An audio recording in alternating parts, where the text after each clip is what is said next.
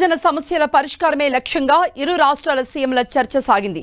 గత 10 ఏళ్లలో పరిష్కారం కాని అంశాలపై సుదీర్ఘంగా చర్చించారు రెండు రాష్ట్రాల ముఖ్యమంత్రులు.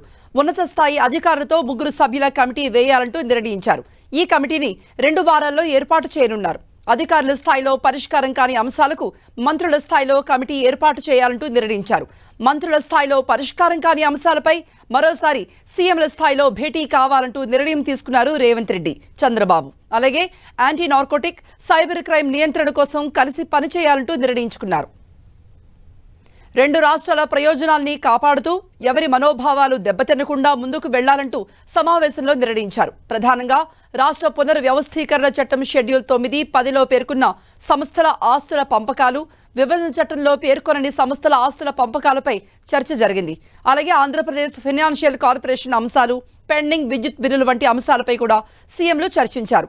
విదేశీ రుణ సాయంతో ఉమ్మడి రాష్ట్రంలో 15 ప్రాజెక్టులను నిర్మించారు. వాటి అప్పుల పంపకాలు, ఉమ్మడి సంస్థలకు చేసిన ఖర్చుకు చెల్లింపుల వంటి అంశాలపై చర్చ జరిగినట్టుగా తెలుస్తోంది.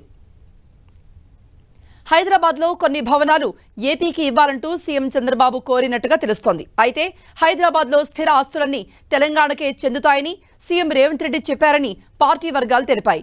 భద్రాచలం నుండి ఏపీలో కలిపిన 7 మండలాల్లో 5 గ్రామాలు ఇవ్వాలంటూ తెలంగాణ ప్రభుత్వం కోరినట్టు సమాచారం. కృష్ణా జల వివాదాలపై సమావేశంలో చర్చించినట్టుగా తెలుస్తోంది. కృష్ణా క్యాచ్మెంట్ ఏరియా ప్రాజెక్టుకు అనుగుణంగా నీటి కేటాయింపులు ఉండాలని తెలంగాణ కోరింది. 50% తగ్గకుండా కేటాయింపులు ఉండాల్సిందే అంటూ తెలిపింది. పెండింగ్ సమస్యల సత్వర పరిష్కారమే లక్ష్యంగా రెండు రాష్ట్రాల ముఖ్యమంత్రులు అధికారుల సూచనలు తీసుకున్నారు. అంశాల వారీగా చొరవ తీసుకుని న్యాయపరమైన చిక్కులపైన చర్చించారు. అధికారులకు పలు సలహాలు, సూచనలు ఇచ్చారు. ఇరు రాష్ట్రాలకు సంబంధించిన అంశాలపై తమ పరిధిలో ఇచ్చిపుచ్చుకునే ధోరణిలో వ్యవహరించాలని ఏకాభిప్రాయానికి వచ్చారు. ఆయా అంశాలపై ఇద్దరు సీఎంలు తమ అభిప్రాయాలు తెలియజేశారు.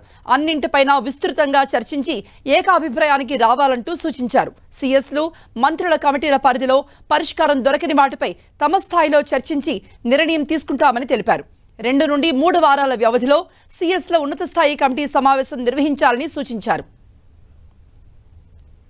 నీటిపారుదల అంశాలపై చర్చ సందర్భంగా తెలంగాణ నుండి ఏపీలో కలిపిన ఎటపాక, కన్నాయిగూడెం, గుండాల, పురుషోత్తపట్నం, పిచుగులపాడు గ్రామ పంచాయతీలను తమకు తిరిగి ఇవ్వాలంటూ తెలంగాణ సీఎం రేవంత్ రెడ్డి కోరారు. దీనిపై ఏపీ అధికారులు స్పందిస్తూ ఒక రాష్ట్రంలో గ్రామాలను వేరే రాష్ట్రంలో కలపాలంటే కేంద్ర ప్రభుత్వ అనుమతి తీసుకోవాల్సి ఉంటుందంటూ గుర్తు చేశారు.